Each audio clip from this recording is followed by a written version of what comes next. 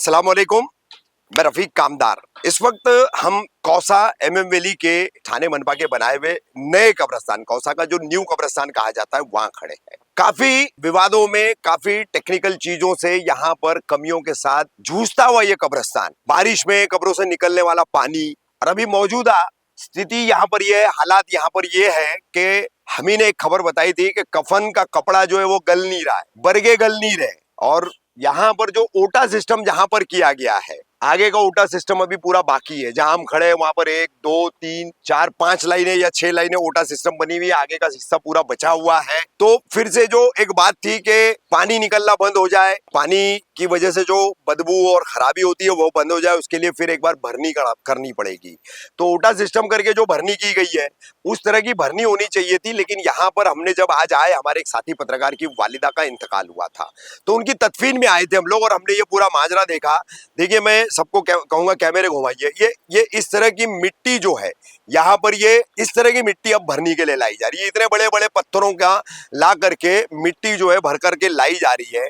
अब यहाँ पर छाटा जा रहा है इसको, भले पत्थर निकाले जा रहे, लेकिन जरूरी नहीं कि हर पत्थर जो है छट जाएगा और वो मिट्टी के साथ वहां नहीं जाएगा। इस तरफ भी ये मिट्टी है, मुरुम वाली है। मैंने खुद हाथ लगा करके इसको जांच किया है, और अमूमन अब तक देखने में आया है कि यहाँ पर मुरुम वाली मिट्टी जो है वो उतनी कारगर साबित नहीं हो रही है। अब दरकार क्या थी, जरूरत क्या थी? तो यहाँ पर खुदाई करके जो भरनी करनी है, नीचे से लेकर के ऊपर तक की जो भरनी करनी है, यानी कि मिट्टी का एक रीशफल आपको करना है। तो उसमें आपको समंदरी रेती, बालू जिसे कहा जाता है, वो मिलानी थी। उसके साथ कापूर मिलाना था, नमक मिलाना था, ताकि ये जमीन जो है ये लाशों को जब्त कर सके, मैयतों को गला सके, कफन को गला सके, लकड़ी को गला सके, इस तरह की बन पाए। तो ये सब मामला थे, और इन्हीं मामलात के बाद जो है हम तमाम पत्रकारों की मुलाकात हुई है एमएलए जितेंद्र आव्हाड के साथ। उनकी एक प्रेस कॉन्फ्रेंस थी, उस प्रेस कॉन्फ्रेंस के बाद हमने ऑफ कैमरा उनसे बात की है, तमाम मुमरा कौसा के लोगों से। अब मैं आपको बता दूं कि यहाँ पर हमने फौरन जितेंद्र आव्हाड से मांग की कि ये भरनी जो है अधकचरा मिट्टी की जो की जा रही है, वो फौरन पहले बंद की जाए। तो उन्होंने कहा कि मैं फौरन बंद करवाता हूं। हम दोबारा इसलिए आए थे देखने के लिए कि यहाँ बंद हुई या नहीं, लेकिन मजदूर काम करते हुए दिखाई दिए। ये भरनी अभी भी यहाँ पर की जा रही थी। अगर ये बंद नहीं की गई, ये भरनी इसी तरह से चलती रही। आपको बता दें कि पहले भी कब्रिस्तान में भरनी के नाम पर गबन करने वाला जो कॉन्ट्रैक्टर और जो ठेकेदार था, ये वापस उसी को ठेका दिया है। अब कहा जा रहा है कि थाने मनपा ने दिया है। अब कैसे ठेका मिलता है, क्यों मिलता है, सभी को पता है, बताने की और बोलने की जरूरत नहीं है। तो हमने एमएलए साहब को ये कह दिया है कि ये बंद हो करके अच्छी मिट्टी इसकी जगह ला करके, बालू मिला करके अगर भरनी नहीं की जाती है, तो इस तरह का काम जो है करके, और फिर निधि का लाना, फंड का लाना, उसके दावे करना, एक तरफ आप करोगे, एक दूसरी तरफ विरोधी करेंगे, तो वो सारा खेल अब हमको कब्रिस्तान के मामले में नहीं चाहिए। आज जुमा का दिन है, 24 जनवरी, अगली जुमा को हम फिर यहां मौजूद रहेंगे। मैं आज ही तमाम मुमरा कौसा वासियों को यह बताना चाह रहा हूं कि बहुत झेल लिया, बहुत झेल लिया, अब नहीं झेलेंगे।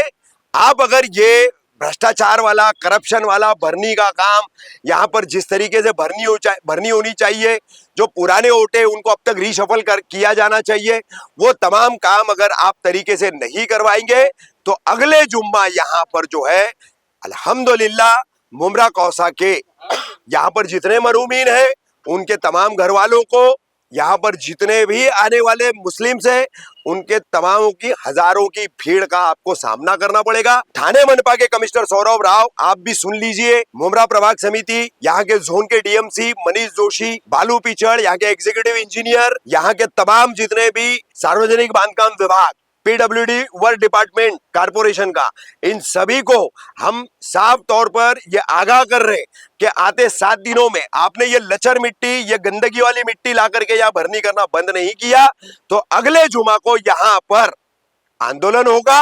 और हमारी मांग है कि टेंडर ये रद्द किया जाए, नया टेंडरिंग प्रोसेस किया जाए, नए कॉन्ट्रैक्टर को दिया जाए, पुराने कॉन्ट्रैक्टर को हटाया जाए जिसने यहाँ पर गंद मचा रखी है। और अगर ये आने वाले 7 दिनों में नहीं हुआ, तो तमाम मुमरा कौसा वासी जो है यहाँ पर मौजूद रहेंगे, और यहाँ पर फिर आकर के आपको उनका जवाब देना होगा। फिलहाल एमएलए जितेंद्र आव्हाड ने वादा किया है, आश्वासन दिया है कि फौरन ये तमाम काम मैं बंद करवाता हूं और 1 से 2 दिन में यहाँ पर काफी सारी जो चीजें कमियां हैं उसकी लिस्टिंग बना करके 28 जनवरी को उनको दी भी जाएगी, 28 या 29 जनवरी को दी जाएगी। लेकिन अगर इसमें जरा भी तब्दीली की गई मांगों के अंदर और अगर वही पुराना काम वापस पिछले ढर्रे पर किया गया तो अगले जुमा को यहां पर फिर एहतजाज होने से कोई रोक नहीं पाएगा। ये पूरा प्रशासन समझ ले, ये एमएलए विधायक जो है जितेंद्र आवाड़ वो समझ ले और जो भी यहां पर जिम्मेदार है वो समझ ले। और साथ ही आखिरी बात बता दूं कि इस कब्रिस्तान की एक कमेटी बनाई गई है, तो उस कमेटी को भी रिशफल करो। जो कब्रिस्तान में वक्त देगा, जिम्मेदारी निभाएगा, आकर के देखेगा, ऐसे ही आदमी को उस कमेटी में लो। जो वक्त नहीं दे पा रहे, बीमार हो चुके, अलील हो चुके, ऐसे लोगों को जो है आप आराम दो और नए लोगों को जो वक्त दे सकते हैं, जिम्मेदारी निभा सकते हैं, उनको ला करके यहां पर जो है कमेटी में अपॉइंट करो।